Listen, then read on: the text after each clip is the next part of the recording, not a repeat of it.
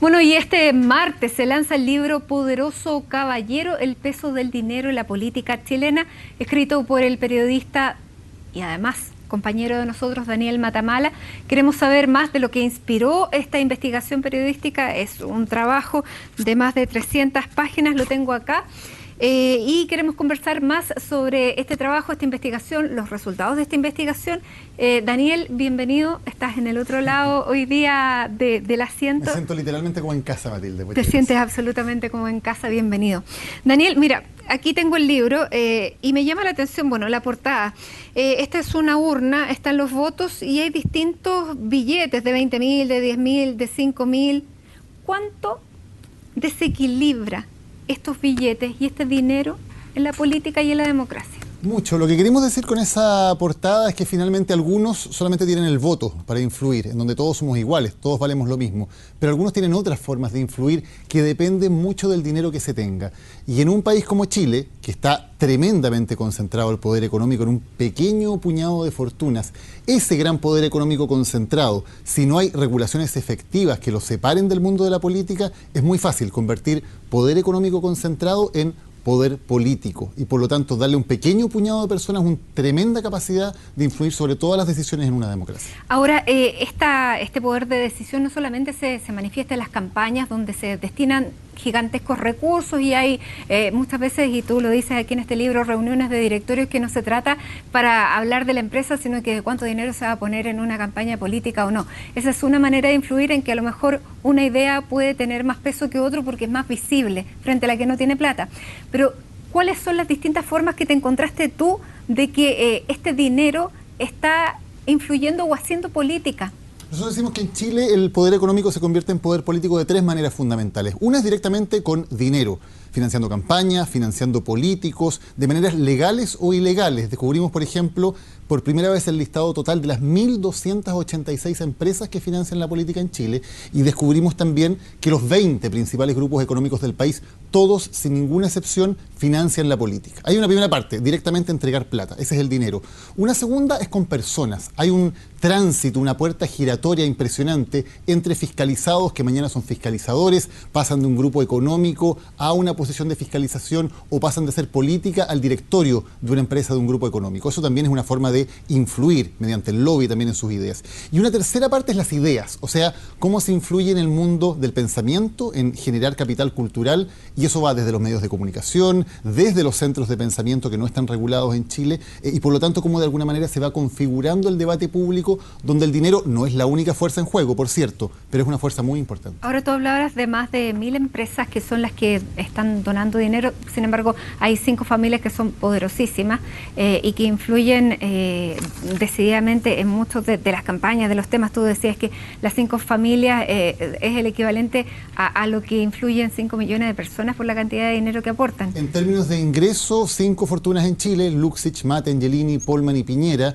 tienen ingresos equivalentes a los de 5 millones de chilenos. Y eso es un tema, claro, que puede ser de desigualdad social, que puede generar problemas económicos, pero la tesis de este libro es que es fundamentalmente un problema político, porque hace muy difícil que la democracia pueda escapar de la influencia que pueden ejercer una cantidad reducida de personas, sobre todo cuando no hay barreras efectivas para que ese poder económico no se transforme de manera automática en poder político. Y por eso yo creo que hoy el tema del peso del dinero es el mayor problema que tiene la democracia chilena finalmente, porque amenaza con convertirla, claro, en una democracia que tiene sus estructuras, sus instituciones, pero donde el poder real no está en esa formalidad, sino el poder real está en ese poder económico que se cuela de alguna manera por los intersticios del poder. ¿Cómo se puede sacar a la luz ese poder económico para efectivamente hacer transparente y tener una democracia en lo formal y en lo concreto también? ¿Cómo lo ves tú? Porque ahora, claro, tenemos las elecciones municipales el próximo 23 de octubre, sin embargo todavía no sale la ley que propuso la Comisión Engel, o sea, no ha pasado nada. Sí, aquí en esta investigación logramos, un poco mediante subterfugios, mediante resquicios, servicios, llegar a estos listados de las empresas que han financiado la política, al menos de manera legal, vía aportes reservados pero secretos, y por lo tanto ahí hay un aporte en términos de transparencia. Pero la posibilidad de abrir el sistema está claramente en las propuestas de la Comisión Engelk, que son propuestas muy valiosas, hay un buen trabajo ahí, y en el Congreso se está avanzando a tropezones, avanzando con bastantes dificultades en proyectos que son clave, porque tener transparencia acerca de la forma en que se financia la política es la única manera de que los ciudadanos ejerzan el control. Hoy tenemos un sistema que está hecho para que las grandes empresas puedan financiar la política, puedan hacerlo en secreto y además puedan recibir exenciones tributarias. O sea, todos nosotros financiamos parte de ese financiamiento secreto de la política. Daniel, este libro te llevó un buen tiempo de investigación. Es un libro que está documentado, que tiene muchas fuentes que están controlando efectivamente esta información. ¿Cuál fue el acceso que tú tuviste a las fuentes? ¿Cómo operó ahí la transparencia para poder investigar? Bueno, yo digo siempre que cuando uno es periodista y le cierran la puerta en la cara, ahí es donde realmente empieza el trabajo entretenido, digamos, donde uno tiene que buscar la ventana o la puerta de atrás para entrar. Pasó, por ejemplo, con esta lista que, según el CERVEL, era reservada, no se podía entregar públicamente. La lista de las 1000 empresas. Claro, de las 1286 empresas, pero logramos ver que había un resquicio porque estas empresas pedían franquicias tributarias y, por lo tanto, vía impuestos internos, pedimos la información, y esto fue un proceso larguísimo, de meses, la información acerca de las empresas que habían pedido esta franquicia. Y por ahí logramos entrar.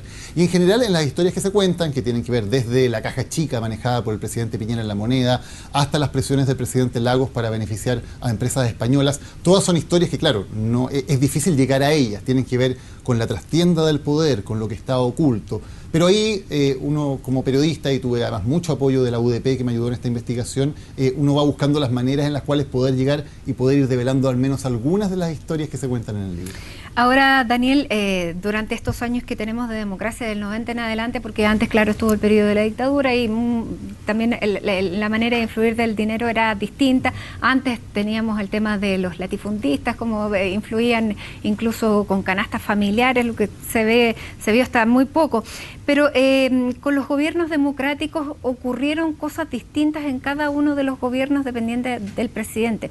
¿Tú tuviste la posibilidad de conversar con ellos directamente y de que te contaran un poco cómo trataron de delimitar esta frontera entre la política y el dinero? Hay muchísimas entrevistas, algunas on the record, otras off the record, con protagonistas de la política de los últimos 25 años, como el presidente Lagos, por ejemplo, con quien pude conversar acerca de varios antecedentes que teníamos, senadores, parlamentarios, gente que está del otro lado también, del lado de la empresa y cómo lo ven ellos. Claro, tú decías que el presidente Lagos había beneficiado a empresas españolas. ¿Qué te dijo él con esta tesis? Bueno, es que había efectivamente varios personas distintas, digamos, de distintos sectores que reconocen haber sido objetos de presiones, muchas veces personalmente del presidente Lagos, para básicamente que las empresas, que los organismos reguladores antimonopolios no actuaran de una manera que fuera perjudicial para esas empresas, fundamentalmente para Endesa en el ámbito eléctrico y para Telefónica en el ámbito de la telefonía. Y hay muchos antecedentes, están contados en el libro, acerca de reuniones en el Palacio de la Moneda en esa época, donde personalmente el presidente Lagos ejerció ahí una presión con llamados por teléfono, con recados, etcétera. Es una historia que está bastante bien documentada, pero que finalmente tiene que ver con lo que pasa cuando hay un poder económico que es tan grande y que tiene una capacidad para influenciar en el mundo de la política. ¿Qué hace? Ese poder económico va a tratar de evitar que haya competencia, evidentemente, porque la competencia no le conviene al que domina un mercado, le conviene al que viene de abajo, al que quiere desafiar a ese ganador. Entonces, cuando dejamos que sencillamente la política se convierta en algo que es regulada por el mercado, el que tiene más poder va a tender a concentrar cada vez más ese poder. Y el que quiere desafiarlo o competirle en el libre mercado, evidentemente no tiene posibilidades de hacerlo. Daniel, tú hablabas de la caja chica de la que te contaba el presidente Sebastián Piñera. No sé si te lo contaba directamente, tú lo pudiste investigar. ¿De qué se trata esa caja chica? Además, es una figura que concentra las dos cosas, concentra el poder económico y el poder político al convertirse en presidente. Exactamente, el presidente Piñera tiene esa dualidad, digamos, de poder político y económico en una misma mano. Y lo que hace él, hay varios puntos interesantes. Primero, cuando él es candidato, a través de sus empresas da financiamiento político y, por ejemplo, tenemos que Chilevisión, en la época en que el presidente Piñera era todavía dueño de Chilevisión, hace donaciones políticas el año 2010. El año 2010 la única campaña que hubo fue Piñera contra Frey. Salvo que le haya dado plata a su contendor, lo más probable es que haya sido una autodonación en la que además hubo una franquicia tributaria que se pidió en ese momento, lo que por cierto, resulta al menos cuestionable más allá de que sea legal. Y estando en la moneda, también el presidente Piñera, mediante sus empresas, manejaba fondos personales de sus empresas que podía entregar a candidatos. ¿Donó entonces Sí. plata? Por ejemplo, le dio plata a Evelyn Matei, y eso lo tenemos completamente acreditado. Dinero personal de sus empresas personales a la candidatura de Evelyn Matei después de una conversación entre ambos en que ella le dijo que tenía problemas económicos graves para sustentar su candidatura. Eso no es que tenga nada ilegal, pero es algo que se hace de manera reservada, de manera secreta, y la pregunta ahí, ¿es una buena práctica, es bueno para un país que un presidente de la República, además del tremendo poder que tiene, que le ha sido entregado democráticamente, maneje en paralelo y de manera reservada fondos que entrega discrecionalmente a candidatos con su bolsillo, a candidatos de su preferencia? Me parece que en términos de transparencia democrática no cumple todos los estándares, más allá de que efectivamente cumpla con la ley. Y finalmente, Daniel, bueno, este libro está desclasificando muchas cosas, historias entretenidas también, pero la presidenta Bachelet ha tenido 2 periodos. Tuvo oportunidad de hacer algo en el periodo anterior y ahora es casi su obligación, debido a que este tema del dinero y la política le estalló en la casa. ¿Cuál es la oportunidad que tiene ella, que ves tú ahora? Y tú decías que eras un optimista. ¿En qué se basa tu optimismo?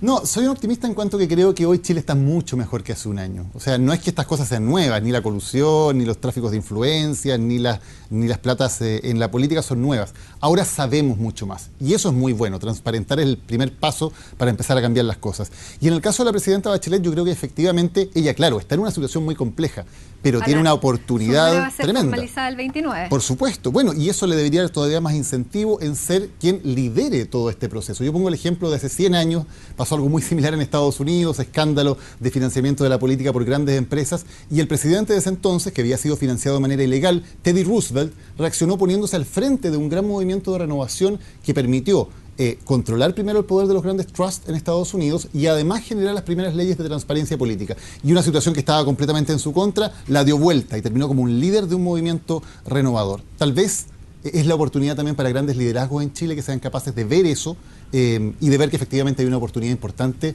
para renovar nuestra democracia. Daniel Matamala, poderoso caballero. El dinero de la política chilena lo lanzan mañana en la Universidad Diego Portales, así que muchísimas gracias por contarnos un poco más. Bueno, eres de la casa, también felicitaciones por este trabajo, una investigación larga que además requiere bastante tiempo y nosotros sabemos el tiempo escaso que tenemos. Así que gracias por estar con nosotros y éxito. Muchas gracias, Matilde.